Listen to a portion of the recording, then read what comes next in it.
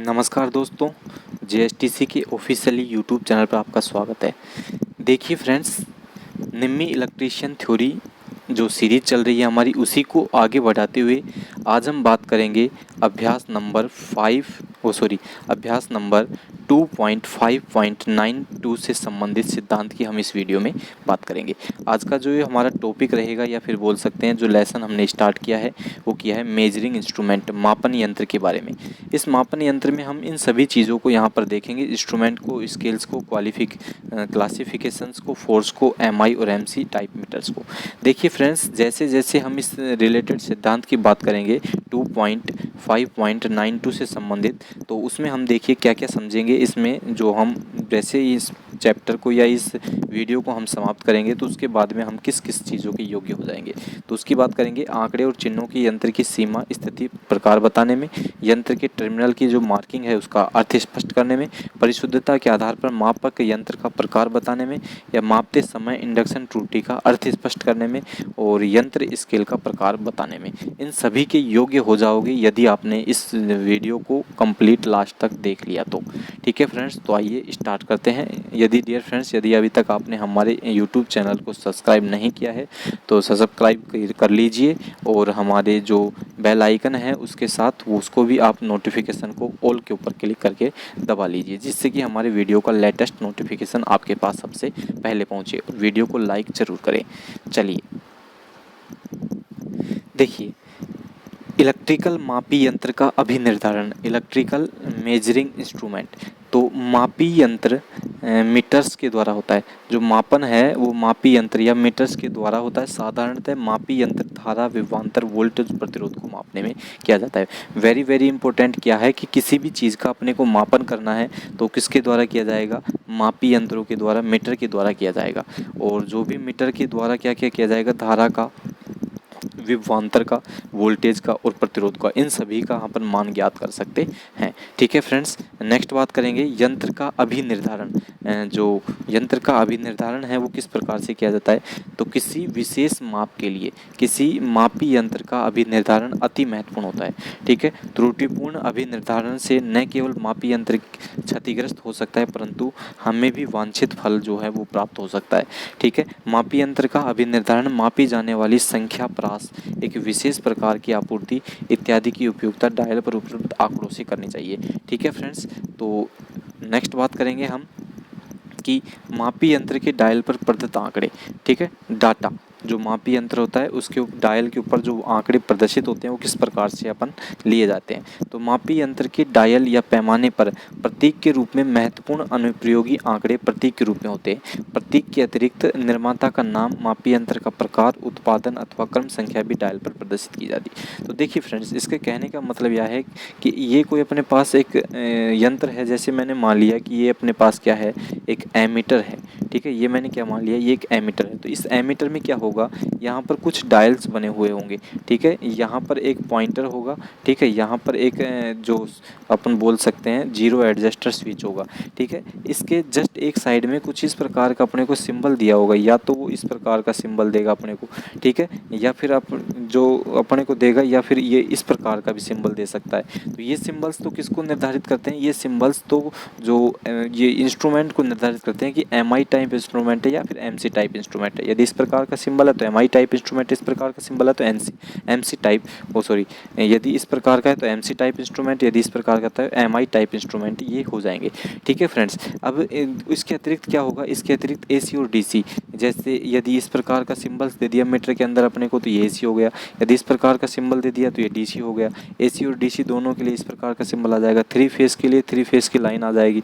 तो इस प्रकार से इसका जो डायल होता है, इसके डायल के ऊपर आंकड़े दिए गए होते हैं। ठीक है, चलिए नेक्स्ट बात करेंगे कि मापन परास और मापन मात्रक में क्या अंतर होता है। तो डायल पर उपयुक्त अक्षर, प्रतीक, चिन्हों, जो प्रतीकों की मापी यंत्र के द्वारा अभिनिर्धारण होता है। उदाहरण के लिए जैसे मैं बात करूं कि वोल्ट मापी के लिए V, ठीक है, मिली वोल्ट मापी के लिए MV और किलो वोल्ट मापी के लिए KV लिया जाता है। ठीक है, ये मापन का प्रास है। यदि वोल्ट मीटर से माप रहे हैं, वोल्टेज मापना है तो मिली वोल्ट में मापेंगे तो MV में लेंगे। ठीक है, यदि किलो वोल्ट में मापेंगे तो KV में लिया जाएगा। तो देखिए, इसी कड़ी को हम आगे बढ़ाते हुए आपको बताते हैं कि जैसे अपने पास ये कुछ पैमाने दिखाए गए हैं, ठीक है, ये कुछ आपके पास पैमाने यहाँ पर दिखाए गए हैं। जैसे मैं इस पैमाने में बात करूँ तो वी किसके लिए आएगा, वी वोल्टेज के लिए आएगा, ठीक है। क्या मापता है, वी वोल्टेज मापता है। और वी में क्या क्या हो सकता है, मिली एम्पियर, माइक्रो एम्पियर या फिर किलो एम्पियर भी हो सकता है, ठीक है। ए का जो सिंबल्स आएगा वो क्या करेगा, धारा को मापने के लिए क्या में किस में मापा जाता है, एम्पियर में मापा जाता है। डब्लू वाट होता है, शक्ति को मापा जाता है, ठीक है। ये सभी एक है, किलो, मेगा और या फिर मिली एम्पियर, ठीक है। ये आ गया अपने पास ओम। इसको प्रदर्शित तो इस प्रकार से किया जाएगा, ओम में मापा जाएगा, किसको मापा जाएगा, प्रतिरोध को। ये मेगा सॉरी ये आ गया अपने पास मिली, ये आ गया किलो और ये आ गया मेगा, ठीक है। हर्ट्ज आ गया, फ्रीक्वेंसी आ गई, आवृत्ति आ गई। तो इस प्रकार से आप इन सभी को माप सकते हैं, ठीक है। धारा के प्रकार की बात करते हैं, टाइप्स ऑफ करंट की बात करेंगे। तो टाइप्स ऑफ करंट में क्या होता है कि मापन में उपयुक्त मापी के लिए आपूर्ति के प्रकार निम्नलिखित प्रतीकों के द्वारा प्रदर्शित किए जाते हैं।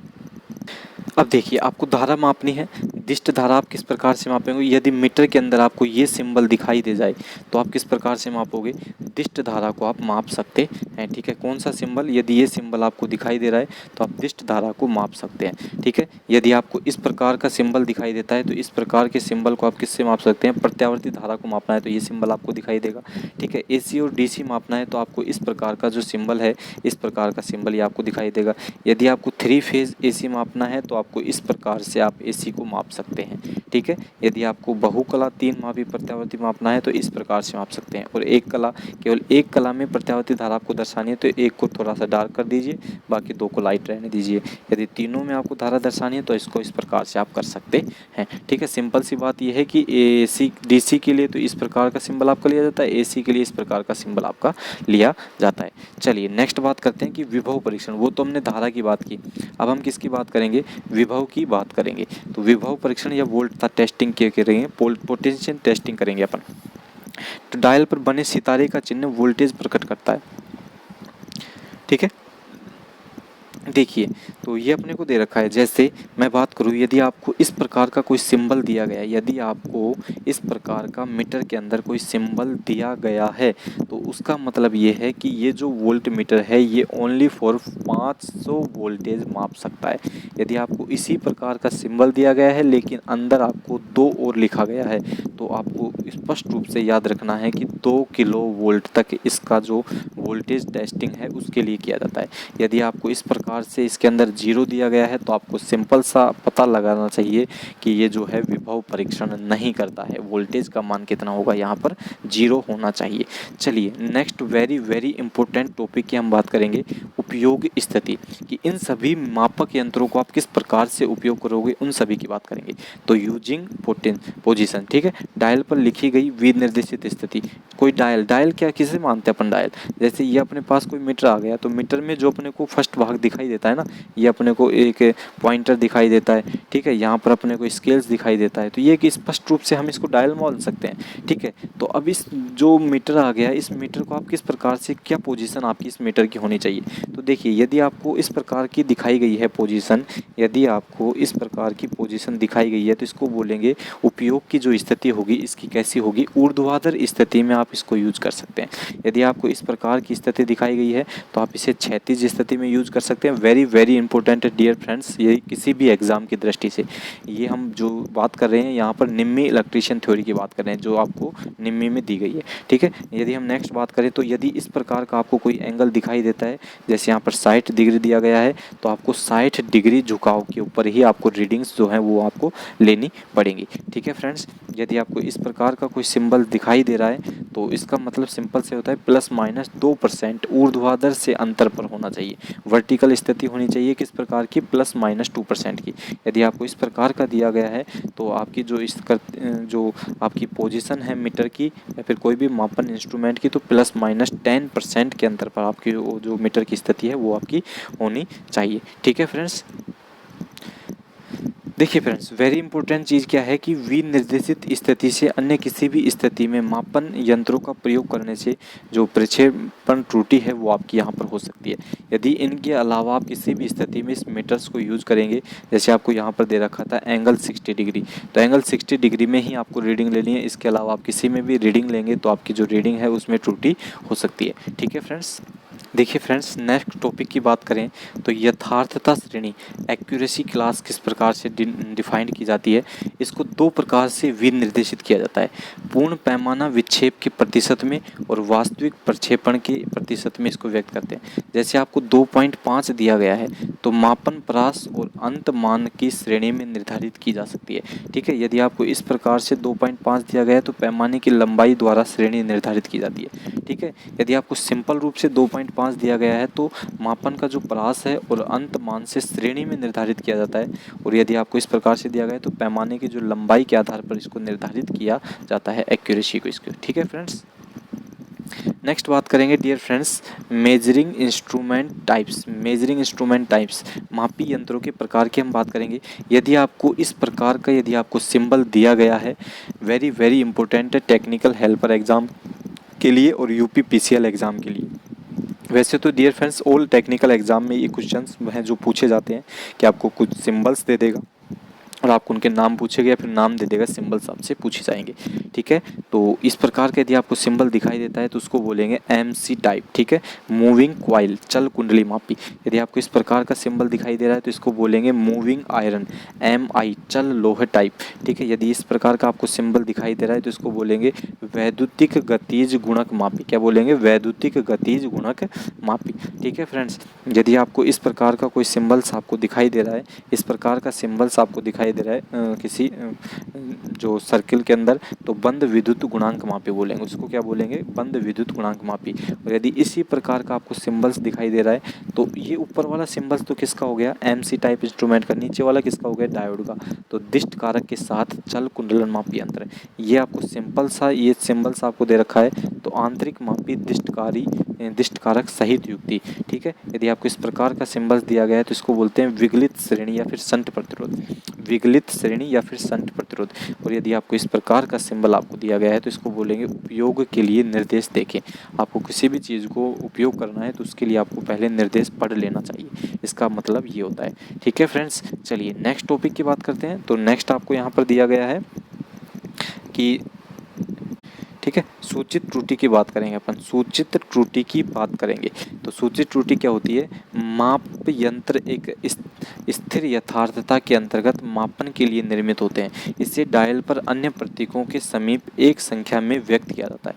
वेरी वेरी इंपॉर्टेंट है डियर फ्रेंड्स कि जो सूचित त्रुटि होती है वो किस प्रकार से होती है। जैसे आपको यहाँ पर एक डायल दिया गया है तो इसकी मतलब क्या होगा? ±1% की जो त्रुटि है वो वहाँ पर हो सकती है। 2.5% आपको दिया गया है तो ±2.5% की डायल पर जो त्रुटि है वो हो सकती है। यदि आपको 3.5 दिया गया है तो 3.5 प्लस माइनस की % की जो त्रुटि है वो यहाँ पर हो सकती है। नेक्स्ट आपको दिया गया है टर्मिनल चिन्ह। जो टर्मिनल चिन्ह होते हैं, जो टर्मिनल मार्किंग होती है, किस प्रकार से की जाएगी? चल कुंडली मापी में यंत्र में टर्मिनल पर प्लस माइनस चिन्ह होते हैं। ठीक है, धनात्मक प्लस है जो टर्मिनल लाल रंग में और ऋणात्मक टर्मिनल किस में होता है? काले में होता है। ठीक है, एमसी टाइप इंस्ट्रूमेंट में पॉजिटिव टर्मिनल लाल में, नेगेटिव टर्मिनल काले में होता है। इस प्रकार के मापी यंत्र में सही ध्रुवता के साथ जुड़े होने चाहिए तथा आपूर्ति का धनात्मक मापी के धनात्मक से, आपूर्ति का ऋणात्मक मापी के ऋणात्मक से जुड़ा होना चाहिए। ठीक है, नेक्स्ट बात करते हैं चल लोह प्रकार की। तो चल लोह प्रकार में क्या होता है वो भी देख लीजिए आप। यहाँ पर जो मूविंग आयरन होता है मापी यंत्र में टर्मिनल्स की ध्रुवता नहीं होती है। टर्मिनल्स की कोई ध्रुवता नहीं होती है। मूविंग आयरन में टर्मिनल्स की ध्रुवता निर्भर करती है। दोनों ही टर्मिनल पर समान रंग होते हैं। वेरी वेरी इंपॉर्टेंट है, मूविंग आयरन टाइप इंस्ट्रूमेंट में दोनों ही रंग पर समान रंग पर टर्मिनल होते हैं। ठीक है, मापी यंत्र को परिपथ की रेखा और आपूर्तित के उदासीन विनिर्देशित बिना परिपथ में जोड़ा जा सकता है। ठीक है फ्रेंड्स, चलिए तो ये आपको दिखाया गया है ये आपको फिगर फर्स्ट में आपको दिखाया गया है एक MC टाइप इंस्ट्रूमेंट। देखिए आपको चित्र देख कर के पूछ सकता है कौन सा इंस्ट्रूमेंट है, तो आपको कैसे बताना है, मैंने अभी बताया कि MC टाइप जो इंस्ट्रूमेंट होगा उसमें जो पॉजिटिव और नेगेटिव के कलर हैं उससे डिसाइड किया जाएगा। ठीक है, पॉजिटिव और नेगेटिव के कलर से डिसाइड किया जाएगा। इधर भी रेड है, इधर ब्लैक है, नेगेटिव ब्लैक है और पॉजिटिव रेड है, तो ये कौन सा हो गया, MC टाइप इंस्ट्रूमेंट हो गया। और डियर फ्रेंड्स, यदि इनमें कोई भी जैसे मान है वो यदि नहीं होगा, ठीक है, यदि यहाँ पर भी रेड है और इधर भी रेड ही हो जाए, तो इसको क्या बोलेंगे, MI टाइप इंस्ट्रूमेंट बोलेंगे। ठीक है, done dear friends, very good. चलिए नेक्स्ट आपको दिखाएंगे कि ओम मापी में भी टर्मिनल चल कुंडली मापियों की भांति चिन्हित किया जाते हैं। यदि इसी प्रकार से ओम मापी आपके पास से ओम मापी का चित्र दिया जाएगा तो भी उसमें किस प्रकार से आएंगे, उसमें भी आपको जो MC टाइप इंस्ट्रूमेंट होता है, चल क्वाइल टाइप इंस्ट्रूमेंट होता है, उसी के आधार पर इसमें भी डिनोट किए जाएंगे।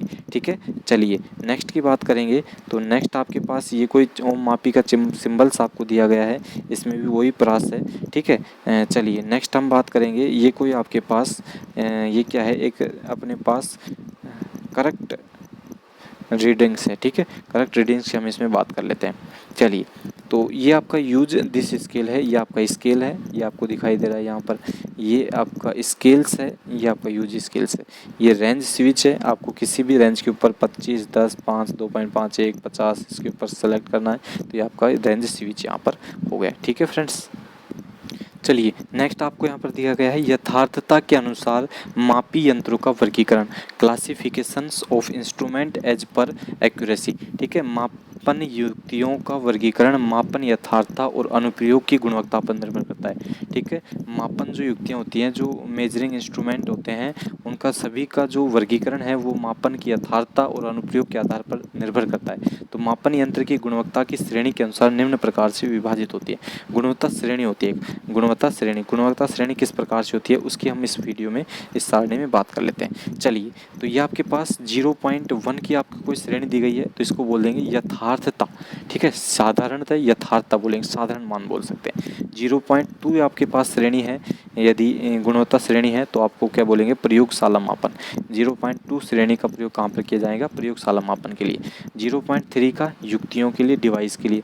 0.5 का एक तो वहनीय मापन त्रुटियां और एक प्रयोगशाला त्रुटियों के लिए किया जाएगा। ठीक है, यदि हम नेक्स्ट बात करेंगे तो 0.1 का प्रयोग किसमें किया जाएगा, औद्योगिक क्षेत्रों में। 1.5 का पैनल में, 2.5 का युक्तियों में यूज लिया जाता है। देखिए इन सभी को हम एग्जाम की दृष्टि से बिल्कुल ही सिंपल वे में समझते हैं।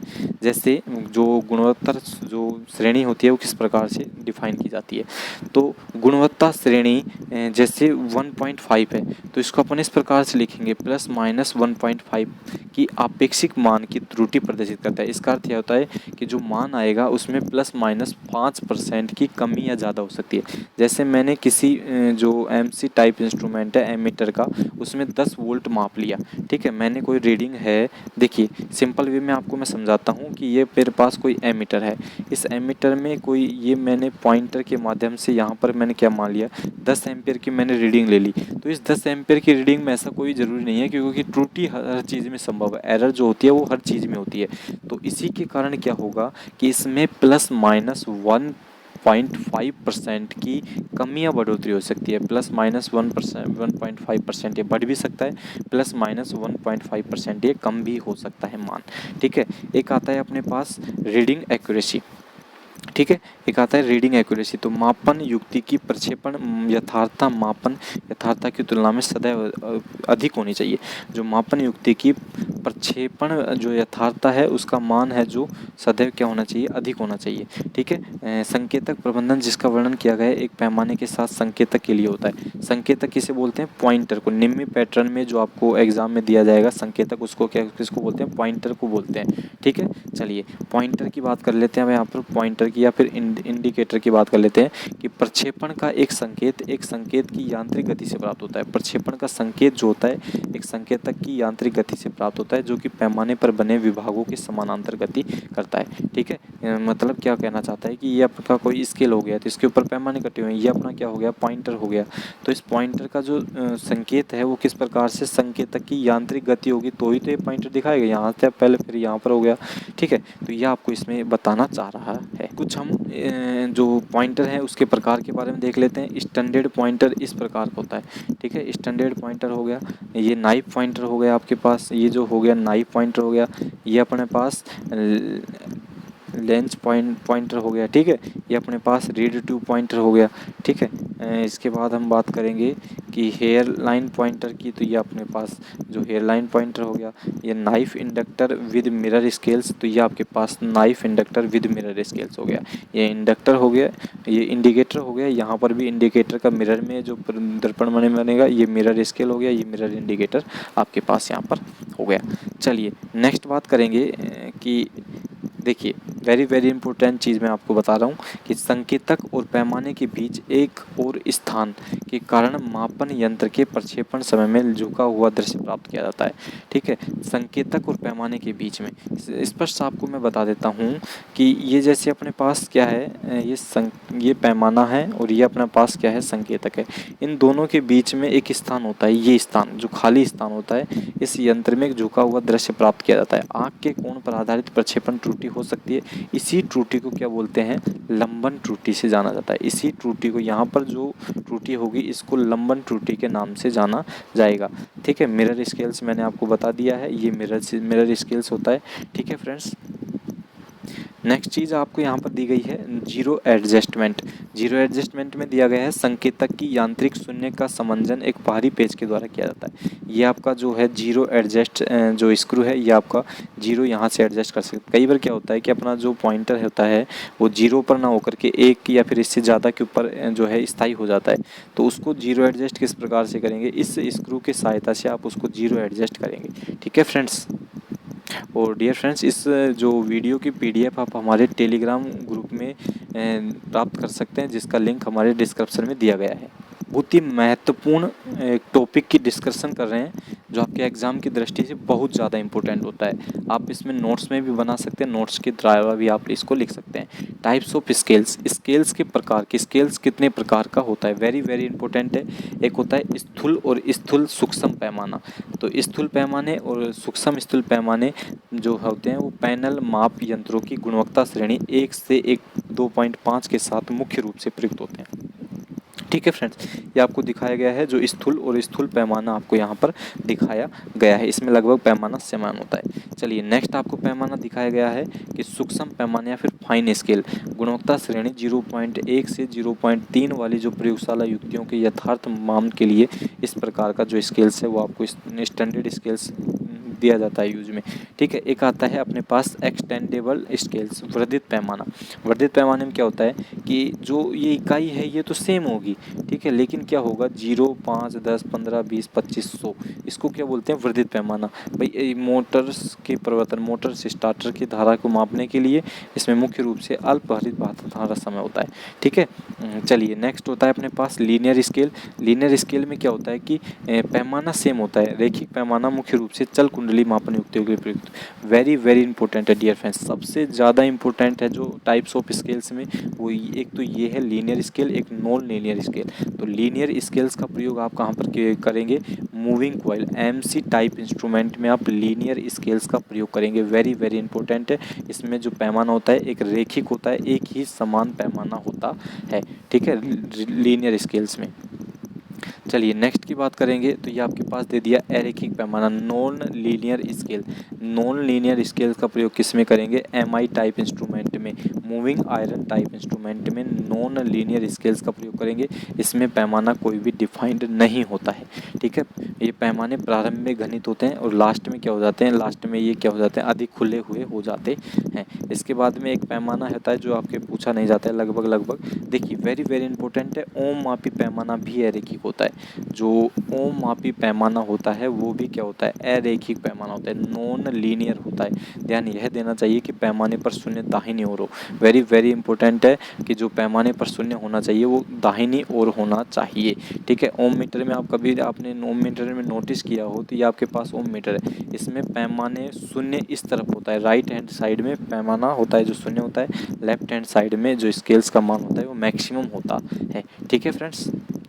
तो ये देखिए, ये ओम मीटर आपको यहाँ पर दिखाया गया है। ये लास्ट में राइट हैंड साइड में तो क्या है, पैमाना 0 है, इस साइड में क्या है, पैमाना अनंत है।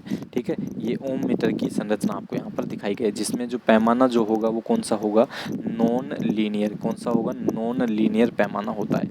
मापन समय यंत्रों के स्रोत, त्रुटियाँ, कुछ एरर भी होती हैं। अब जो मापन, जब अपन माप लेंगे तो कुछ एरर होंगी। वो एरर क्या क्या होती हैं, एक तो डिवाइस एरर होती है, डिवाइस में कुछ एरर हो गई, जो अपन माप लेने के लिए जो भी एरर होगी उसको डिवाइस एरर बोलते हैं। एक अपने पास होती है प्रभाव त्रुटि, वेरी वेरी इंपॉर्टेंट है प्रभाव त्रुटि। प्रभाव त्रुटि कोई भी पर्यावरण के प्रभाव जैसे आर्द्रता, ताप, वैद्युत चुंबकीय क्षेत्र के कारण जो भी मापन यंत्रों में त्रुटि होती है उसको बोलते हैं प्रभाव त्रुटि या फिर इनफाइनेंशियल एरर। ठीक है, नेक्स्ट आता है कुंजनियन error, switching error. Switching error आता है जैसे कि विद्युत संख्या जो कि गलत विधि से मापने से पहले होती है, इसको बोलते हैं स्विचिंग युक्ति। एक होता है ह्यूमन एरर, मानव त्रुटि। मानव त्रुटि कैसे होती है, संकेत लेने से।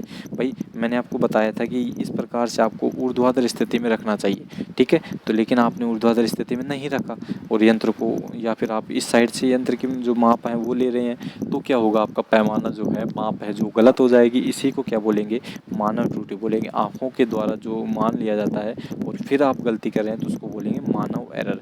ठीक है, ह्यूमन एरर। ठीक है, तो ये कुछ महत्वपूर्ण पॉइंट हम इसमें बात करेंगे। अब देखिए, स्पष्ट रूप से आपको समझा देते हैं जैसे किस प्रकार से आपको इसको करना है। देखिए फ्रेंड्स, जो एरर है या फिर माप आप किस प्रकार से मेज़र कर सकते हैं, किसी भी चीज़ को मापन लेने के लिए आप किस प्रकार से उसको देखेंगे, रीडिंग किस प्रकार से ली जाएगी, उसकी हम बात कर लेते हैं। एक एग्जांपल आपको दिया गया है कि 50 मिली एम्पियर परास कुंजी युक्ति एक बहुपरास डीसी मिली एम्पियर पैमाना है। तो ए पर आपको याद करना है 10 और 20 के बीच में मान जो होगा, यथार्थ मान वो कितना आएगा, ये आपको देखिए, तो ये आपको दिया गया है, कोई स्केल्स दिया गया है, एक अपने को स्केल दिया गया है। अब इस स्केल में ये जो पैमाना दिया गया है ये आपको डीसी मिली एम्पियर में दिया गया है। ये आपको स्केल का पैमाना दिया गया है। ठीक है, ये आपको स्केल का पैमाना दिया गया है। आपको इस स्केल को जो आपको पढ़ना है ना, वो कितना पढ़ना है, 50 मिली एम्पियर में आपको पढ़ना है। अब 50 मिली एम्पियर में आप किस प्रकार से पढ़ोगे, भाई इस स्केल को आपको कितना मानना है, 50 मिली एम्पियर तक आपको लेके जाना है। लेकिन अब आप कहोगे सर इसमें तो 25 तक ही है, तो इस 25 तक है ना डियर फ्रेंड्स, आपको 50 तक लेके चलना है तो क्या करना पड़ेगा, 2 से गुणा करना पड़ेगा। प्रत्येक स्केल को आप 2 से गुणा कीजिए। इसको 2 से गुणा करेंगे 10 हो गया, यहाँ पर कितना हो गया 20 हो गया, यहाँ पर कितना हो गया 30 हो गया, यहाँ पर कितना हो गया 40 हो गया, यहाँ पर कितना हो गया 50 हो गया डियर फ्रेंड्स। तो आपको 50 स्केल्स इस प्रकार से आपको बनाना पड़ेगा। अब आपसे पहले में पूछा गया था कि आपसे पहले जो क्वेश्चन है उसमें पूछा गया था कि जो ए पॉइंट है ना, ए पॉइंट का आपको पैमाना बताना है 50 मिली एम्पियर के हिसाब से। तो मैंने ये ए पॉइंट कितना हो गया था, 10, 20, 30, 40 और यहाँ पर कितना था 50। ठीक है, तो ए पॉइंट कहाँ पर है, ए पॉइंट है 10 और 20 के बीच में है। तो 10 और 20 के बीच में आपको पैमाना बताना है। तो देखिए भाई, बीच में छोटे छोटे 10 एरर हैं, बीच में छोटे छोटे कितने हैं, 10 हैं। तो 10 में, लेकिन ये जो स्केल्स है ना, ये एक एरर को छोड़ करके दूसरे और तीसरे के बीच में है। तो इसको आप किस प्रकार से लिखेंगे, इसको आप लिखेंगे 11.5। इसको आप किस प्रकार से लिखेंगे, 11.5। किस प्रकार से लिखेंगे डियर फ्रेंड्स, 11.5 मिली एम्पियर। चलिए नेक्स्ट आपको पूछा गया 20 और 30 के बीच में कितनी धारा आएगी मिली एम्पियर में, 20 और 30 के बीच में बी का मान पूछा गया है 20 और 30 के बीच में।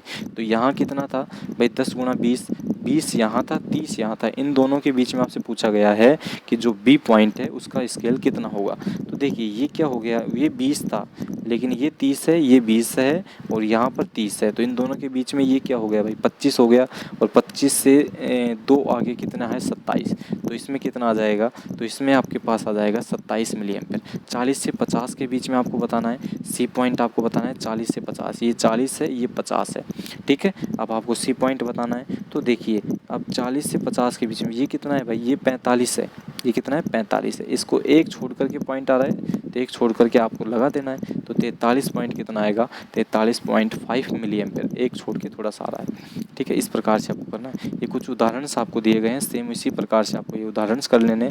अब देखिए वेरी वेरी इंपॉर्टेंट चीज़ की हम यहाँ पर और बात कर लेते हैं। ठीक है, ये आपके पास कोई स्केल्स दिखाया गया है डियर फ्रेंड्स, आप इसको एक मल्टीमीटर मान सकते हो। जैसे मैं बात करूं, ये जो आपका स्केल्स हो गया, ये जो स्केल्स हो गया, ये एसी और डीसी वोल्ट के लिए हो गया। इधर का जो स्केल्स मापेगा वो एसी, ओनली एसी रीड करेगा, ठीक है। और नेक्स्ट आपको दिया गया है यहाँ पर फंक्शंस दिया गया है। एसी मापनी है तो इस फंक्शन पे करो। अब ये जो फंक्शन है ये डीसी के ऊपर है तो आप डीसी माप सकते हैं। यहाँ पर आपको रेंज दिखाई गई है, यहाँ पर आपको क्या दिखाई गई, रेंज। ये आपको रेंज दिखाई गई है, ठीक है। किसी भी रेंज के ऊपर आपको सेट करके माप लेना है।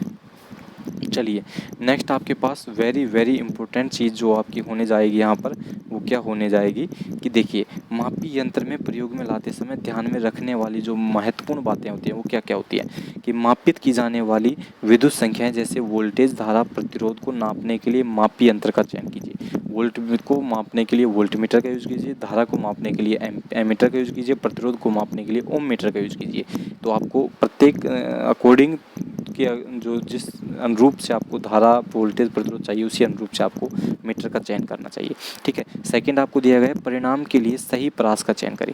परिणाम के लिए सही परास का चयन करें, जैसे जैसे भाई अपने को 10 वोल्ट मापना है तो 10 वोल्ट मापना है तो 0 से 15 वोल्ट का अपने के पास वोल्टमीटर होना चाहिए, ठीक है फ्रेंड्स। नेक्स्ट आपको दिया गया है एसी और डीसी के अनुरूप उचित मापक यंत्र का प्रयोग करें। भाई ऐसा काम नहीं है कि आपको मापना एसी है, आप डीसी का मीटर लगा रहे हैं तो एसी मीटर जल जाएगा, यदि डीसी मापनी है तो एसी का लगा रहे हैं तो डीसी मीटर जल जाएगा, तो ऐसा भी नहीं होना चाहिए। नेक्स्ट आपको दिया गया है मापी यंत्र का प्रयोग विनिर्देशन के अनुसार सही स्थिति में करना चाहिए।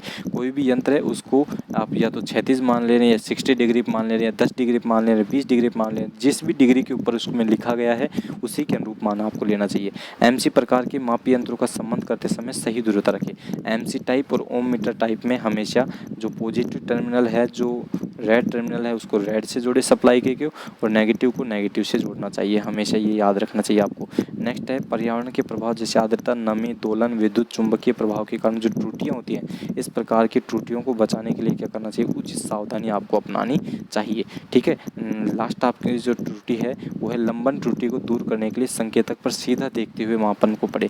लंबन त्रुटि क्या होती है, लंबन त्रुटि इस प्रकार की जो त्रुटि को कहते हैं लंबन त्रुटि। अब इसके अतिरिक्त आप यहाँ से मान ले रहे हैं तो ये लंबन त्रुटि के अंतर्गत आएगा, ठीक है। तो मान हमेशा रीडिंग है जो 90 डिग्री के ऊपर लेनी चाहिए। नेक्स्ट आपको दिया गया दर्पण पृष्ठ का पैमाना इस प्रकार से पढ़े कि संकेतक दर्पण में अपने प्रतिबिंब सम्मिलित हो। यदि कोई शून्य त्रुटि है तो इसको कैसे ठीक करेंगे, तो इसको समायोजन पेज से ठीक कर ले कि, ठीक है फ्रेंड्स। तो आज की वीडियो में हम यही बात करेंगे। डियर फ्रेंड्स, यदि आपको हमारा वीडियो पसंद आए तो वीडियो को लाइक, शेयर और चैनल को सब्सक्राइब कीजिए। साथ में जो चैनल के सब्सक्राइब बटन को आप जैसे ही सब्सक्राइब करोगे तो आपके सामने एक बेल आइकन आ जाएगा, उस बेल आइकन को भी आपको यहाँ पर क्या कर देना है, ये आपको इस प्रकार से बेल आइकन आ जाएगा। इस बेल आइकन के ऑल बटन के ऊपर जाकर आपको क्लिक कर देना, जिसके हमारी वीडियो के लेटेस्ट नोटिफिकेशन आपके पास सबसे पहले पहुँचे। और डियर फ्रेंड्स, ये जो वीडियो रहने वाला है DRDO, DMRC, DFCCIL के लिए बहुत ही ज़्यादा इंपॉर्टेंट वीडियो आपके लिए साबित होगा। किसी भी प्रकार की कंपटीशन एग्जाम की यदि आप तैयारी कर रहे हैं तो आपके लिए बहुत ही गोल्डन अपॉर्चुनिटी है इस वीडियो को देखने के लिए। ये वीडियो आप निम्न जो इलेक्ट्रीशियन थ्योरी है उसी से आधारित जो प्रश्न है वो आपके सभी प्रकार के कम्पिटिटिव एग्जामों में पूछे जाते हैं, ठीक है फ्रेंड्स। धन्यवाद।